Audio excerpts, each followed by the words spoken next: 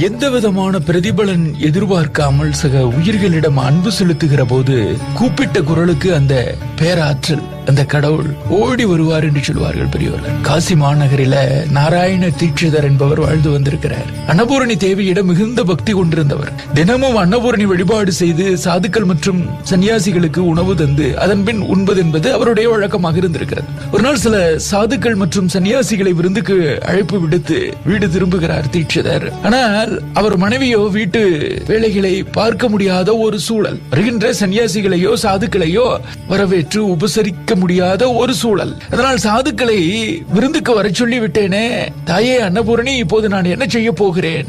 மனைவியினுடைய சூழல் அறிந்து நாராயண தீட்சிதருக்குள்ள இப்படிப்பட்ட ஒரு எண்ணம். அதே சமயத்துல இல்ல தலைவிக்கும் எப்படி வந்தால் இவர் என்ன செய்ய போகிறார், ஏது செய்ய போகிறார், அந்த எண்ணம் இல்லாமல் இல்லை. அந்த எண்ணத்தோடு அப்படியே அவர் வாசலில் அமர்ந்து இருக்கிறார். அப்போது அவருடைய எதிரில தெய்வாம்சம் பொருந்திய பெண் ஒருவர் வருகிறார்கள். இப்ப அந்த பெண்ணை பார்த்ததுமே மனம் சிலிர்க்க தன்னை அறியாமல் கைகூப்பி விடுகிறார் தீட்சிதர். அவர் முகத்தில் ஓடிய கவலைகளை கவனித்த அந்த பெண்மணி, தீட்சிதரே ஏன் தங்கள் முகம் வாடி இருக்கிறது அப்படி கேட்டிருக்கிறார்கள்.